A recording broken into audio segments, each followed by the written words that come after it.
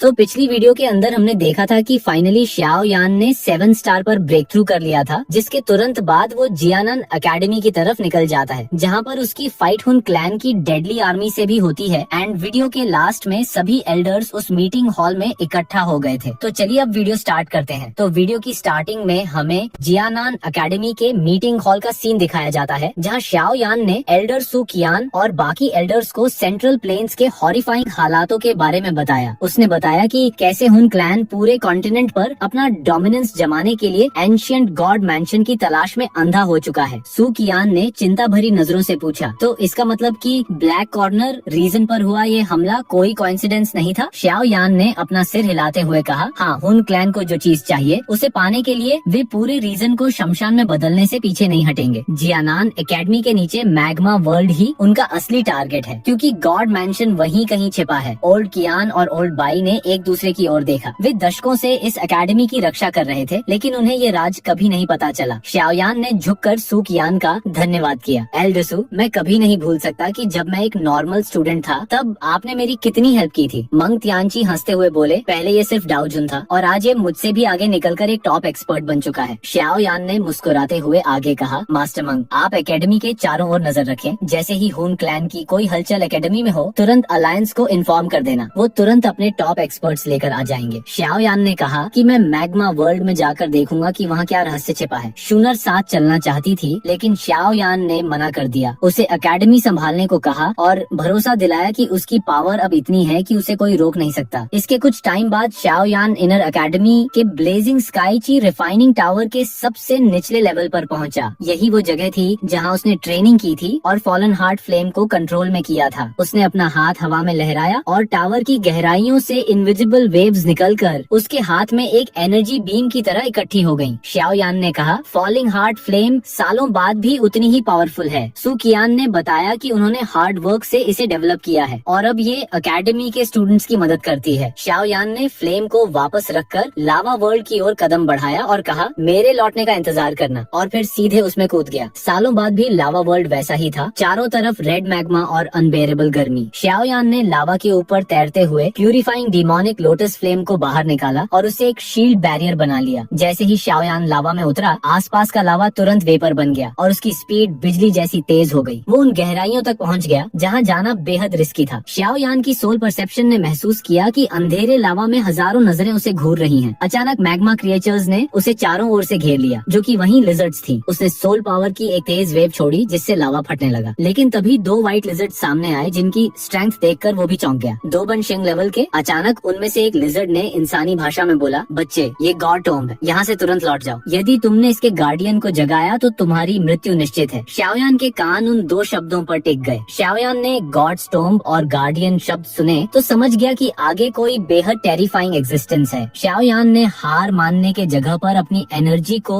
और इंटेंस कर दिया। उसने उन लिजर्ड्स की आंखों में सीधे देखते हुए कहा, मैं यहाँ डरकर वापस लौटने के लिए नहीं आया हूँ। मुझे उस गार्डियन से मिलना है और उस केव का सत्य जानना है जो पूरे कॉन्टिनेंट के फ्यूचर को चेंज कर सकता है। ये सुनते ही उन क्रीचर्स में गुस्सा और डर दोनों उभर आए और उनकी चीख से पूरा लावा समुद्र उबलने लगा और उनकी अनफेमिलियर आवाज गूंजते ही बाकी मैग्मा क्रीचर्स की आंखों में किलर इंटेंट भर गया। उनके स्केल्स काले पड़ गए। ये साफ था कि वो अब बैटल के लिए तैयार थे। श्याओयान धीरे से हंसा। वो अपनी जगह से हिला भी नहीं, बस उसकी बॉडी से एक स्पिरिचुअल वेव लाइट की स्पीड से निकली। जैसे ही वो स्पिरिचुअल वेव फैली, लावा का समुद्र किसी भयानक भूकंप की तरह हिलने लगा। उस स्पिरिचुअल वेव से उन हजारों लिजर्ड्स के बॉडी में कंपी दौड़ गई। उनकी सोल्स के भीतर से एक ऐसा हेवनली स्पिरिचुअल प्रेशर उठा जिसने उनके मेंटल बैलेंस को हिला दिया। उनका पूरा फॉर्मेशन एक पल में तहस नहस हो गया। उन 2 व्हाइट लिजर्ड्स का चेहरा पीला पड़ गया। इससे पहले कि वे कोई चीख मार पाते, उनके सामने का लावा एक भयानक धमाके के साथ फट गया, जिससे हजारों फीट ऊंची लावा की लहरें उठी और वे दोनों व्हाइट लिजर्ड्स इंजर्ड होते हुए हजारों फीट दूर जा गिरे। उनकी आंखों में श्याओ यान के लिए एक गहरा शौक और खौफ था। वे समझ गए थे कि यह कोई साधारण इंसान नहीं है। श्याओ यान की आवाज ठंडर जैसी गूंजी, दफा हो जाओ। उसने अपनी पावर को पूरी तरह कंट्रोल रखा। वह उन्हें मारना नहीं चाहता था, क्योंकि वो अभी इस जगह के रहस्यों से अनजान था और किसी बड़े स्लॉटर से बचना चाहता था। मैग्मा वर्ल्ड पूरी तरह उथल पुथल हो चुका था। वे खौफनाक जीव अब श्याओ यान को किसी डीमन गॉड की तरह दूर से देख रहे थे। उन 2 व्हाइट लिजर्ड्स ने अंतिम चेतावनी दी, जो गॉड मैंशन में घुसने की जुर्रत करेगा उसे डिवाइन पनिशमेंट मिलेगी। श्याओ यान को ये बात एक बड़ी कंफर्मेशन कंफर्मेशन लगी। अब उसे यकीन हो गया कि नीचे गॉड स्टोम यानी टूशी एंशिएंट गॉड मैंशन छिपा है, और फिर वो एक लाइट की तरह नीचे की ओर गया। जैसे जैसे शाओयान नीचे गया, लावा और भी गाढ़ा और धुंधला होता गया। ये गहराई उसकी एक्सपेक्टेशन से कहीं ज्यादा थी। वो मेट्रॉइड की तरह नीचे जाता गया। यहाँ की गर्मी इतनी खतरनाक थी कि प्यूरिफाइंग फ्लेम को भी उसे बेअसर करने में समय लग रहा था। अचानक शाओयान को कुछ महसूस हुआ और उसने तुरंत अपनी स्पीड रोक ली। वो अंत तक पहुँच चुका था, लेकिन सामने सिर्फ लावा ही लावा दिख रहा था। जैसे ही उसने फ्लेम से भरा हाथ आगे बढ़ाकर उसे छुआ, कुछ अजीब होने वाला था। शाओयान का हाथ लावा के अंदर ऐसे गायब हो गया जैसे उसने किसी छुपे रेल्म को छू लिया हो। उसने महसूस किया कि लावा के नीचे पूरी एक दुनिया है, और इतनी गहराई में ऐसा इम्पेनेट्रेबल रेल्म बनाना ऑलमोस्ट इम्पॉसिबल था, इवन होन तियांडी जैसे लोगों के लिए भी। अब शाओयान को 80% यकीन हो गया था। उसने हिम्मत जुटाई और उस मिस्टीरियस स्पेस में प्रवेश कर गया। अंदर आते ही लावा की सारी आवाजें गायब हो गईं। सामने एक डिम, शांत और अनंत दुनिया थी, जहाँ एंशिएंट महक से ऐसा लग रहा था जैसे समय ही थम गया हो। कुछ देर उड़ने के बाद शाओयान को दूर एक लाइट क्लस्टर दिखा, और पास पहुँचते ही वह चौंक गया। सामने हजारों फीट ऊंचा स्टोन डोर खड़ा था। उसके सामने शाओयान खुद एक चींटी जैसा लग रहा था, और तभी उसकी नजर उस दरवाजे पर लिखे 3 शब्दों पर पड़ी, एंशिएंट गॉड मेंशन। शाओयान मुस्कुराया, आखिरकार मैंने तुम्हें ढूंढ ही लिया। उसकी सालों की खोज पूरी हो गई थी, लेकिन अगले ही पल उसे एक अजीब चिल महसूस हुई, जैसे कोई उसे घूर रहा हो। उसने चारों ओर देखा पर कुछ नहीं मिला। फिर उसने अपनी आंखों को सिकोड़ा और धीरे से अपना सिर नीचे की ओर झुकाया। उसने लाइट अटैक नीचे छोड़ा, और जैसे ही रोशनी फैली, उसका बॉडी वहीं पर जम गया। उसकी स्किन सिहर उठी, क्योंकि अंधेरे में जो शैडो थी उसने उसे पूरी तरह डरा दिया। क्योंकि नीचे अंधेरे में एक जायंट क्रीचर मौजूद था। वो इतना इंडिस्क्राइबेबल विशाल था कि शाओयान उसकी पूरी बॉडी देख ही नहीं पाया। अंधेरा उसे छुपा रहा था, जो बिना किसी हलचल के उस खाली स्थान में लेटा हुआ था। इसके सामने शाओयान खुद एक चींटी जैसा लग रहा था। वो क्रीचर पूरी तरह से पर्पल गोल्ड रंग का था। आइसी कोल्ड स्केल्स ने उसके शरीर को ढक रखा था, जो कि ड्रैगन क्रिएचर था। शाओयान ने अपने पूरे जीवन में इतने विशाल आकार का कोई जीव नहीं देखा था। शाओयान का गला डर के मारे सूख गया और उसके माथे पर पसीना उभर आया। हालांकि वो ड्रैगन बिल्कुल शांत और डेड जैसा लग रहा था, लेकिन शाओयान की डी स्टेट सोल ने खतरे को भांप लिया था। उसका ऑनरा किसी भी तरह से होन तियांडी और गुयुआन से कम नहीं था। शाओयान ने मन ही मन सोचा, मुझे यहाँ और नहीं रुकना चाहिए। उसे अपनी जानकारी मिल गई थी कि लावा के नीचे ही गॉड केव छिपी है। उसने तय किया कि वो यहाँ से सुरक्षित वापस जाकर गुयुआन और दूसरे एक्सपर्ट्स को साथ लेकर दोबारा लौटेगा। इस ड्रैगन क्रीचर की मौजूदगी ने पूरे मिशन को रिस्की बना दिया था, लेकिन जैसे ही शाओयान ने पीछे हटने के लिए 10 कदम बढ़ाए, नीचे मौजूद उस विशाल शरीर में एक बहुत ही हल्की सी हलचल हुई। शाओयान की आंखें सिकुड़ गईं। वह ड्रैगन क्रिएचर जिंदा था। जैसे ही उसने पीछे हटने की स्पीड बढ़ाई, अंधेरे में 2 विशाल आंखें अचानक खुल गईं, फेंट रेड ग्लो के साथ, जो शाओयान से सैकड़ों गुना बड़ी थी। उन आंखों ने खुलते ही शाओयान को अपना टारगेट बना लिया। साथ ही एक टेरिफाइंग प्रेशर ने शाओयान के बॉडी को चारों ओर से घेर लिया, जिससे उसकी स्पीड धीमी हो गई। उसे ऐसा महसूस हुआ जैसे पूरा कॉन्टिनेंट उसे कुचलने की कोशिश कर रहा हो। क्या तुम एंशिएंट जेड लाए हो? उसकी आवाज इतनी टेरिफाइंग थी कि पूरा स्पेस टूटने लगा था। शाओयान ने मुट्ठी कसकर उन आंखों में देखा। शाओयान ने ग्रीट करते हुए कहा कि वो एक्सीडेंटली यहाँ आ गया है। यदि मैंने आपकी शांति में बाधा डाली हो तो कृपया मुझे क्षमा करें, मैं तुरंत वापस जा रहा हूँ। लेकिन ड्रैगन क्रिएचर की आवाज बदल गई। एंशिएंट जेड नहीं है? उसमें पहले डिसअपॉइंटमेंट आया और अगले ही पल मर्डरस इंटेंट फैल गया। खतरा समझते ही शाओयान ने पूरी एनर्जी झोंक दी। Purifying demonic lords flame activate किया और उसके पीछे बोन विंग्स निकल आए। क्रिएचर बोला, जेड नहीं है तो तुम यहीं रुक जाओ और मेरा साथ दो। और अचानक गोल्ड लाइट पिलर्स निकले जो सीधे शाओयान की ओर बढ़े। शाओयान ने स्पिरिचुअल बॉडी के साथ yellow spring divine anger use किया, लेकिन उस ड्रैगन के एक साधारण हमले को रोकने के लिए भी शाओयान को अपनी पूरी पावर लगानी पड़ी। ये क्रीचर की ताकत अनबिलीवेबल है। शाओयान शॉक में आ गया। उसे समझ आ गया कि ये पूरे कॉन्टिनेंट के सबसे पावरफुल एक्सपर्ट्स के लेवल का है और यहाँ लड़ना सीधा सुसाइड हो सकता है। शाओयान वहाँ से भागने की कोशिश कर रहा था, तभी एक purple gold light seal space को चीरते हुए उसकी ओर बढ़ी। शाओयान ने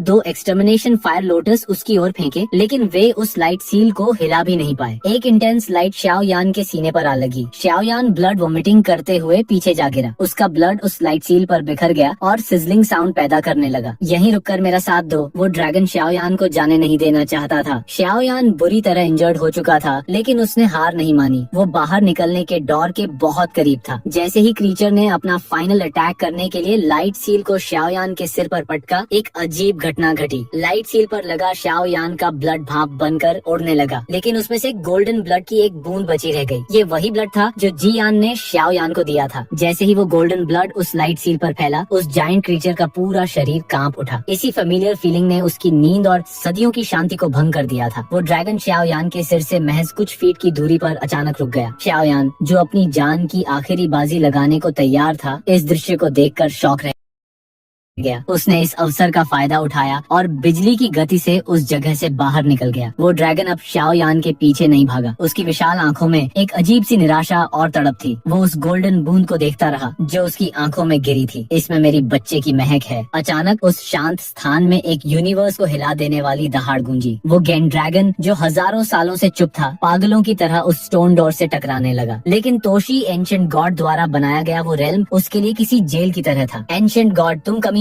उस ड्रैगन ने अपना सिर घुमाया और हवा में तैरते हुए उस एंशिएंट स्टोन डोर को नफरत भरी नजरों से देखा। उसकी आवाज में एक ऐसी बेबसी और तड़प थी जो हजारों सालों की कैद से उपजी थी। वो ड्रैगन क्रिएचर कोई और नहीं बल्कि जियान का खोया हुआ पिता और एंशिएंट व्हाइट ड्रैगन ट्राइब का फॉर्मर एम्परर जूकुन था। उसने कभी सोचा भी नहीं था कि उसकी फ्रीडम का रास्ता उसकी बेटी की खुशबू लेकर आएगा। वीडियो में आगे बढ़ने से पहले गाइस, आपसे एक रिक्वेस्ट है कि आप लोग मेरे दूसरे न्यू चैनल को भी सब्सक्राइब कर लें। मैं जल्द ही उस चैनल पर भी डोंगहुआज की नॉवेल एक्सप्लेन करने वाला हूँ। जितनी जल्दी उस पर 1000 सब्सक्राइबर्स होंगे, मैं उतनी ही जल्दी नेक्स्ट वीडियो अपलोड करूंगा। चैनल का लिंक तुम्हें पिन कमेंट में मिल जाएगा। तो चलिए अब वीडियो कंटिन्यू करते हैं। जियानान एकेडमी के ब्लेजिंग स्काईची रिफाइनिंग टावर के लावा की सुरंग से एक ऐसा भीषण धमाका हुआ जिसने पूरे एकेडमी को हिला दिया। शूनर और बाकी लोगों के सामने लावा में एक घायल, पसीने से तरबतर और बेहाल बंधे को देखा। वो श्याओ यान था जिसकी हालत देखकर वहाँ मौजूद हर व्यक्ति डर गया। शूनर घबराकर उसके पास पहुंची। श्याओ यान ने ब्लड पहुंचते हुए कहा, मैं ठीक हूँ, बस थोड़ा थका हुआ हूँ। लेकिन उसकी नजरें अभी भी उसी लावा पर थीं, जहाँ से वो एक टेरिफाइंग एग्जिस्टेंस से बचकर लौटा था जो उसे पल भर में खत्म कर सकता था। एल्डर सू कियान और मंग तियनची भी शॉक में थे क्योंकि 7 स्टार डाओ शेंग होने के बावजूद श्याओ यान की ये हालत थी। मतलब नीचे की चीज ह्यूमन कैपेबिलिटी से कहीं ऊपर एग्जिस्टेंस छिपी है। श्याओ यान ने गंभीर आवाज में कहा, टीचर मैंग, तुरंत गु युआन को मैसेज भेजो। 100% कंफर्मेशन हो चुकी है। काइलिन ने अविश्वास से पूछा, क्या वाकई एंशिएंट गॉड की केव इसी नरक जैसे लावा के नीचे है? श्याओ यान ने गंभीरता से सिर हिलाया और डिटेल में नीचे हुई घटना के बारे में बताया। जब सबको पता चला कि वहाँ गु युआन और हुन तियांडी के लेवल का एक इनविंसिबल मिस्टीरियस क्रिएचर पहरेदारी कर रहा है तो सबके चेहरे सूख गए। श्याओ यान ने दर्द भरी मुस्कान के साथ कहा, वो ड्रैगन क्रिएचर रियलम से बाहर नहीं आ सकता क्योंकि वो उस रियलम में सील है, वरना पूरा इलाका मैप से मिट जाता। अब साफ था, उन्हें अलायंस का इंतजार करना होगा क्योंकि अगर हुन क्लैन को एम्ब्रियोनिक डिपिल मिल गई तो हुन तियांडी को डाउडी बनने से कोई नहीं रोक पाएगा और फिर पूरी दुनिया खतरे में होगी। इसके बाद हमें हुन क्लैन का वही मेन हॉल दिखाया जाता है जहाँ हुन तियांडी थ्रोन पर बैठा था। उसकी आंखें आधी बंद थीं। उसके सामने एक एक्सपर्ट किसी पत्ते की तरह थर थर कांपते हुए घुटनों के बल बैठा था। क्या तुमने यही कहा कि तुम्हारा मिशन फेल रहा? हुन तियांडी की आवाज में किलर इंटेंट साफ था। उस एक्सपर्ट ने लड़खड़ाते हुए बताया कि श्याओ यान ने उनके सीक्रेट आर्मी का पता लगा लिया और पलक झपकते ही सबको मौत के घाट उतार दिया। पास खड़े नाहिलिटी फ्लेम ने ठंडी आह भरते हुए अपनी काली लपटों को लहराया और कहा, वो लड़का लोमड़ी से भी ज्यादा चालाक है। शायद उसे भी भनक लग गई है कि एंशिएंट केव की असली चाबी वहीं छिपी है। हुन तियांडी की भौहें तन गई, जो एक आने वाले तूफान का संकेत था। चाहे जो भी हो, अब हमारे बाहर निकलने का समय आ गया है। किसी भी छोटी सी देरी का परिणाम हमारे क्लैन के विनाश का कारण बन सकता है। उन्होंने गु युआन का ध्यान भटकाने के लिए नॉर्थ वेस्ट टेरिटरीज में एक वर्म होल तैयार किया था जिससे उनकी मैन आर्मी गुप्त रूप से निकल सके, जबकि हुन तियांडी खुद गु युआन के साथ मेंटली और फिजिकल फाइट लड़कर उसे उलझाए रखेगा। स्टार रेल्म की ऊंचाई पर गु युआन ध्यान में बैठा था। तभी एम्प्टी स्पेस में स्पिरिचुअल रिपल्स फैल गईं और स्पेस डिस्टोर्ट हुआ और हुन तियांडी उससे बाहर आया। गु युआन ने आंखें खोलकर कोल्ड वॉइस में कहा, हुन तियांडी, हजारों साल बाद भी तुम नहीं बदले। हुन तियांडी मुस्कुराते हुए बोला, पहले हम 4 महान दिग्गज थे, अब सिर्फ हम 2 बचे हैं। दुनिया बहुत क्रूअल है। गु युआन ने तुरंत जवाब दिया, बाकियों का अंत तुम्हारी ब्लाइंड एम्बिशन और धोखे की वजह से हुआ है। फिर हुन तियांडी ने ऑफर देते हुए कहा, अगर तुम्हारी गु क्लैन भी साथ आ जाए तो वो डाउडी बनने के बाद उसे भी उस लेवल तक पहुंचने में मदद करेगा। लेकिन गु युआन ने हंसते हुए कहा, क्या तुम्हें वाकई लगता है कि हजारों साल के खून खराबे के बाद मैं तुम जैसे गिरगिट पर भरोसा करूंगा? हुन तियांडी ने निराशा में अपना सिर हिलाया, जैसे उसे गु युआन के जवाब का पहले से ही अंदाजा था। हुन तियांडी ने आसमान की ओर देखते हुए कहा, डाउडी के सारे मिस्ट्री वो खुद हासिल करेगा और उसकी डिस्ट्रक्टिव पावर अब और इस दुनिया में कैद नहीं रह सकती। उसकी मॉन्स्टरस ऑरा डर पैदा कर रही थी, लेकिन गु युआन समझ गया वो लड़ने नहीं उसे रोकने आया है। गु युआन ने सीधा कहा, तुम अपनी आर्मी के लिए टाइम बची रहे हो और ancient god mansion black corner region में है जहाँ शाओ यान पहुंच चुका है। यह सुनते ही हुन तियांडी एक पल के लिए चौंक गया। उसे समझ आ गया कि शाओ यान अब एक बड़ा खतरा बन चुका है। हुन तियांडी ने एक लंबी और गहरी सांस लेते हुए कहा, शाओ क्लैन सच में पहेली जैसा है। पूरी तरह मिट्टी में मिलने के बाद भी उन्होंने ऐसा रेयर डायमंड्स पैदा किया जिसने मेरे पूरे क्लैन की नाक में दम कर दिया है। गु युआन ने गर्व भरी नजरों से देखा और कहा, वो लड़का न केवल शाओ शुआन की विरासत संभालेगा बल्कि वो उससे भी कहीं ऊपर जाएगा। हुन तियांडी की आंखों में किलर इंटेंट उभरी। तुम्हारा कैलकुलेशन शायद थोड़ा ज्यादा है, लेकिन याद रखना यदि मेरा हुन क्लैन पहले शाओ शुआन जैसे महान योद्धा को मिटा सकता है तो हम इस दूसरे अंकुर को भी जड़ से उखाड़ फेंकने की ताकत रखते हैं। देखते ही देखते उसके बॉडी के चारों ओर का स्पेस धुंधला होने लगा। गु युआन, अब शब्दों का खेल खत्म हुआ, अब सीधे ब्लैक कॉर्नर के मैदान में मिलते हैं। हुन तियांडी के गायब होते ही गु युआन की आंखों में फ्लेम उठी। वो पलक झपकते ही स्टार रीलम के मेन मीटिंग हॉल में प्रकट हुआ। वहाँ मौजूद ले यिंग, यान जिन और अदर क्लैंस के एक्सपर्ट्स की ओर देखते हुए उसने बिजली जैसी कड़कती आवाज में अंतिम आदेश दिया, अलायंस की हर एक इकाई, हर एक योद्धा अब भी इसी वक्त ब्लैक कॉर्नर रीजन की ओर निकलेगा। इस बार हमें अपनी आखिरी सांस तक हुन क्लैन को रोकना होगा। ये युद्ध केवल हमारी जीत के लिए नहीं बल्कि इस कॉन्टिनेंट के एग्जिस्टेंस के लिए होगा। फिर हमें जियानान एकेडमी का सीन दिखाया जाता है जहाँ चारों ओर एक अजीब सी शांति छाई हुई थी। ऊंचे और घने पेड़ों की कतारों के बीच से गुजरते हुए यंग स्टूडेंट्स की टोलियां आ जा रही थीं। उन स्टूडेंट्स की बातचीत में एक ऊर्जा और उत्साह था जो केवल जवानी के दिनों में ही संभव है। वे पूरी तरह से इस बात से अनजान थे कि एक बिग बैटल उनके दरवाजे पर दस्तक दे चुका है। सबके बीच चर्चा का सेंटर सिर्फ एक ही था, शाओ यान का अचानक एकेडमी में लौटना। लेकिन उन्हें ये नहीं पता था कि उनका ये आइडल आज उन्हें एक बड़े खतरे से बचाने के लिए खड़ा है। शाओ यान एक विशाल और पुराने पेड़ की सबसे ऊंची शाखा पर लेटा हुआ था। ये उसके जीवन का वो सुकून भरा पल था जिसकी उसे वर्षों से तलाश थी। वो नीले और साफ आसमान को एकटक देख रहा था। उसके मुंह में घास का एक तिनका था। शाओ यान को याद आया कि कितने साल बीत गए जब वो आखिरी बार इस तरह बिना किसी चिंता के लेटकर बादलों को देख पाया था। वाकई बहुत साल बीत गए। शाओ यान ने अपनी आंखें मूंद ली और धीरे से एक लंबी ठंडी सांस ली। जब वो इसी जियानान एकेडमी में एक नॉर्मल स्टूडेंट के रूप में टफ ट्रेनिंग लेता था, देखते ही देखते अब वो ओल्ड स्टूडेंट नहीं रहा था। समय की मार और संघर्षों ने उसे एक लेजेंडरी वॉरियर बना दिया था। हाँ, वाकई बहुत साल बीत गए हैं। शाओ यान के पास शुन्नर थी। शाओ यान बस मुस्कुराता रहा। ये शांति उसे राहत दे रही थी क्योंकि पिछले सालों में हॉल ऑफ सोल और हुन क्लैन का दबाव उसे लगातार तोड़ रहा था और उसे पता था कि बचने का एक ही रास्ता है, अपनी ताकत बढ़ाना। शुन्नर धीरे से शाओ यान के पास बैठ गई और उसे ध्यान से देखा। उसका चेहरा अब पहले से ज्यादा मजबूत और डिटर्मिनेंट लग रहा था। उसने बड़े प्यार से शाओ यान का सिर अपनी गोद में रखा और बुदबुदाई, तुमने हमारे लिए जो सैक्रिफाइसेस दिए हैं सबको पता है। तुम अकेले ही सबका बोझ उठा रहे हो। शाओ यान अब सो रहा था, एक शांत बालक की तरह। कुछ टाइम तक वो उसी पोजीशन में रहा। जैसे ही ठंडी हवा का एक झोंका पेड़ों की पत्तियों से टकराया, शाओ यान की आंखें बिजली की तेजी से खुल गईं। शांति का वो मधुर पल एक झटके में गायब हो गया। उसकी आंखों में फिर से वही शार्पनेस आ गई जो किसी की भी सोल को खपा दे। शुनर ने अपनी कोमल मुस्कान के साथ पूछा, क्या तुम जाग गए? शाओ यान ने धीरे से सिर हिलाया और दूर होराइजन की ओर देखते हुए भारी आवाज में कहा, वे आ गए हैं। शुनर शॉक हो गई। वो समझ गई कि वे का मतलब उन क्लैन की डेडली आर्मी है। शाओ यान ने तुरंत गंभीर निर्देश दिए, फर्स्ट एल्डर सुक यान को इन्फॉर्म करो, सभी स्टूडेंट्स को एक स्थान पर इकट्ठा करो। युद्ध शुरू होने के बाद एनर्जी वेव इतनी टेरिफाइंग होंगी कि वे उसे झेल नहीं पाएंगे। शुनर तुरंत हॉल की तरफ चली गई। शाओ यान अब पेड़ की सबसे ऊंची चोटी पर खड़ा था जहाँ से पूरा ब्लैक कॉर्नर रीजन दिखाई दे रहा था। तभी दोबारा शुनर और काइलिन उसके पास पहुंची। क्या हुन क्लैन पहुंच चुका है? शाओ यान ने सहमति में सिर हिलाया। उसने नीचे एकेडमी की ओर देखा जहाँ स्टूडेंट्स घबराहट में इधर उधर भाग रहे थे। उसने अपनी दोनों वाइफ्स को देखा और उन्हें एक साथ गले लगा लिया और उनके कानों में धीमे से कहा, इस युद्ध के दौरान अपनी जान की रक्षा करना सबसे जरूरी है। फिर एक गहरी सांस लेकर उसने फाइनल वर्ड्स की, अगर हम इस महायुद्ध को जीत कर जिंदा बचे तो मैं वादा करता हूँ कि हम एक ग्रैंड वेडिंग का आयोजन करेंगे। शुनर और काइलिन की आंखों में खुशी शर्म एक साथ चमक उठी। शाओ यान ने हवा में हाथ लहराया और स्पेस को फाड़ते हुए एक विशाल दरार पैदा कर दी। ये हेवनली टोम का रास्ता था। एल्डर सुकियान, आप निश्चिंत होकर स्टूडेंट्स को भीतर ले जाइए। मैंने टोम के भीतर के प्रोटेक्टर्स को आदेश दे दिया है, वे इन स्टूडेंट्स को खरोंच तक नहीं आने देंगे। स्टूडेंट्स की विशाल भीड़ बाढ़ के पानी की तरह उस गोल्डन पोर्टल के भीतर समाने लगी। जब लास्ट स्टूडेंट भी सुरक्षित स्थान पर पहुंच गया तो शाओ यान फिर से आसमान की ऊंचाइयों में उठा। दूर काले बादलों का एक विशाल और डरावना समूह बिजली की गति से जियानान एकेडमी की ओर बढ़ रहा था। उन बादलों से एक ऐसी मॉन्स्टरस ऑरा निकल रही थी जो जो पूरे कॉन्टिनेंट के तापमान को गिरा रही थी। अलायंस आर्मी भी पहुंच गई है। श्याओयान ने नॉर्थ की दिशा में देखा, वहाँ से भी हजारों योद्धाओं की टोलियां आसमान को चीरते हुए आ रही थी। गुयुआन, ली यिंग और हजारों टॉप एक्सपर्ट्स के आने से पूरा आकाश गूंज उठा। श्याओयान का सीना कॉन्फिडेंस से चौड़ा हो गया। उसने आसमान की ओर मुंह करके एक ऐसी दहाड़ मारी जो बादलों की रोर को भी छोटा कर गई। यह दहाड़ 50 किलोमीटर दूर तक हर कान में गूंजी। हुन क्लैन, यदि तुम इस दुनिया को खत्म करना चाहते हो तो श्याओयान तुम्हारे विनाश का कारण बनेगा। आओ, मैं तब तक लड़ूंगा जब तक तुम्हारा नामो निशान मिट न जाए। ब्लैक कॉर्नर रीजन का आकाश, जो कुछ समय पहले तक नीला और शांत था, अचानक एक ऐसे काले बादलों के सैलाब से ढक गया जिसने दोपहर की रोशनी को पूरी तरह निगल लिया, पूरे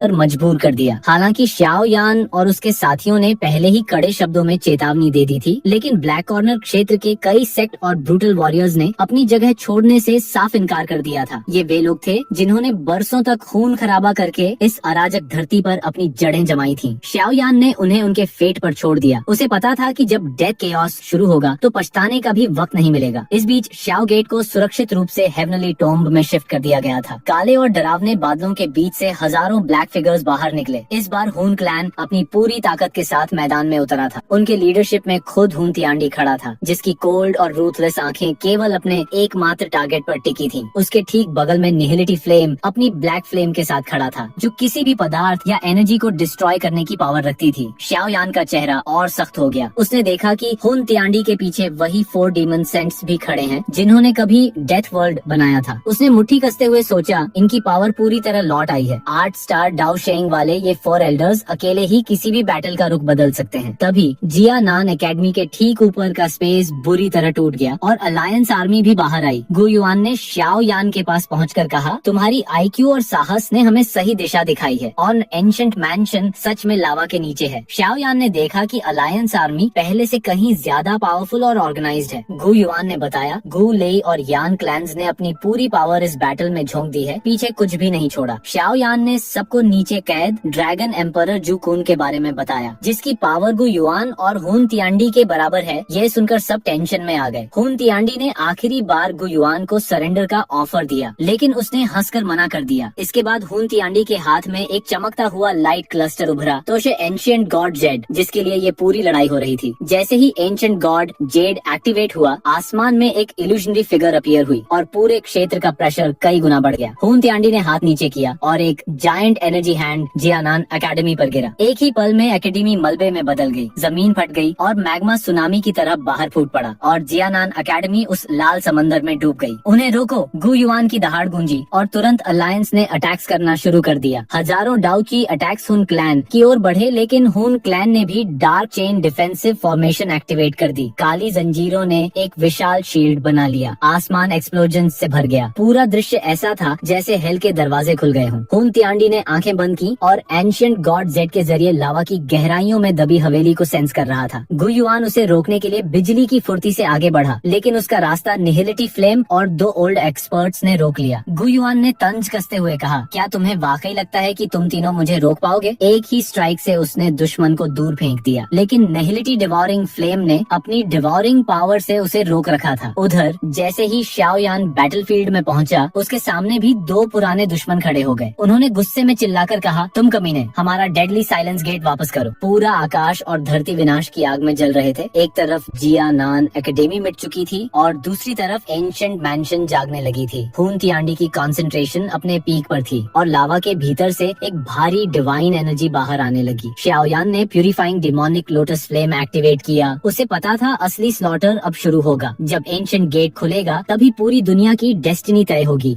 और इसी सीन के साथ ये वीडियो यहीं पर एंड होती है, लेकिन नेक्स्ट एपिसोड में जू कुन सामने आने वाला है और वो सामने आते ही श्याओयान को ऑलमोस्ट मार ही देता है, लेकिन तभी वहाँ पर कोई उसे बचा लेता है और इसके बाद हमें एक और खतरनाक बैटल देखने को मिलेगी। तो नेक्स्ट वीडियो के लिए हम टारगेट रखते हैं 900 लाइक्स और 100 कमेंट्स का, तो इसे जल्दी से पूरा करा देना। नेक्स्ट एपिसोड जल्द ही अपलोड हो जाए।